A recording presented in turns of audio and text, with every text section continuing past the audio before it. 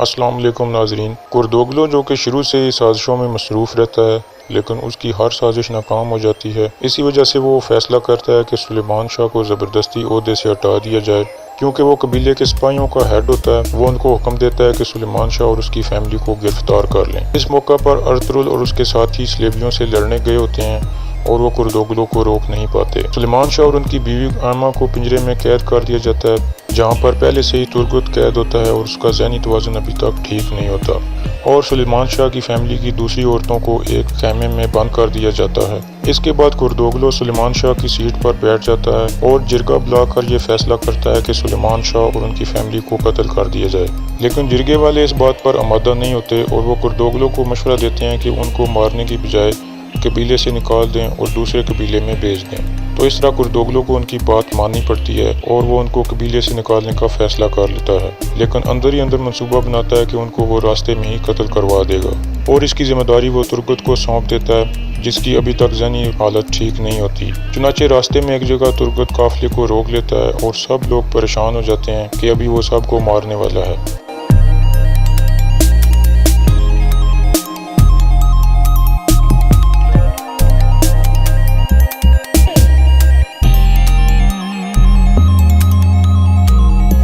لیکن عین اس وقت ترگت سب صورتحال سمجھ جاتا ہے اور کردوگلو کے ساتھی سپاہیوں پر حملہ کر دیتا ہے اور سب کو ختم کر دیتا ہے۔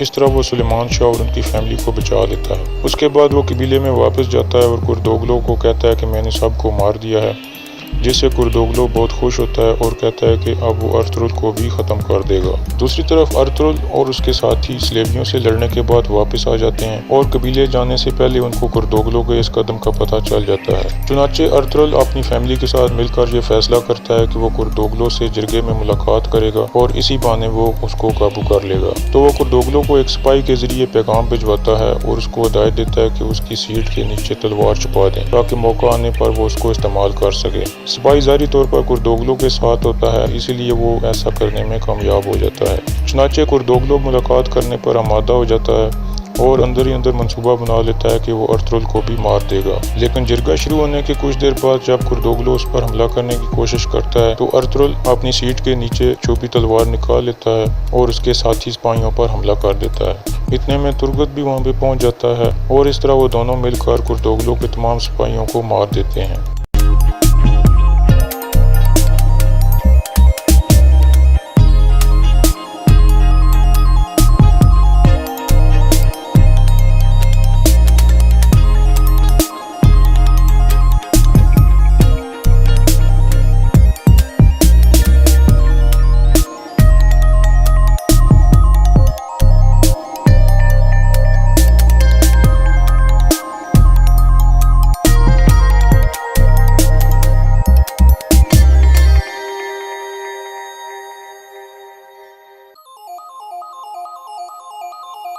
اور ارطغرل اس کو قابو کر لیتا ہے۔ اس کے بعد سلیمان شاہ کو پیغام بھجوایا جاتا ہے کہ ابھی وہ قبیلے میں واپس آ سکتے ہیں۔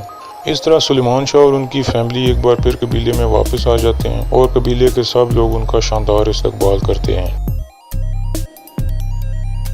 چنانچہ سلیمان شاہ جرگہ بلاتے ہیں اور کردوگلو کا سر قلم کرنے کا فیصلہ کرتے ہیں۔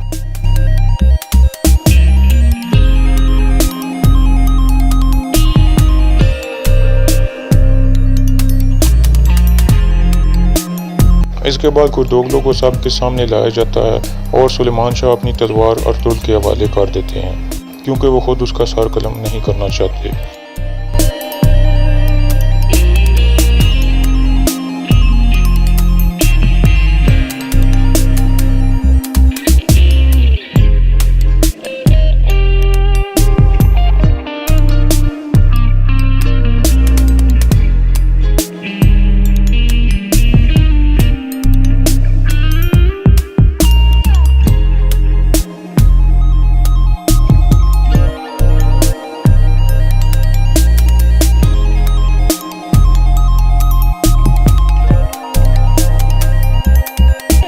اس طرح ارطغرل سب کے سامنے کردوگلو کا سر تن سے جدا کر دیتا ہے اور کردوگلو اپنے انجام کو پہنچ جاتا ہے اور سب لوگ سکون کا سانس لیتے ہیں کہ وہ ایک بڑی تباہی سے بچنے میں کامیاب ہو گئے ہیں۔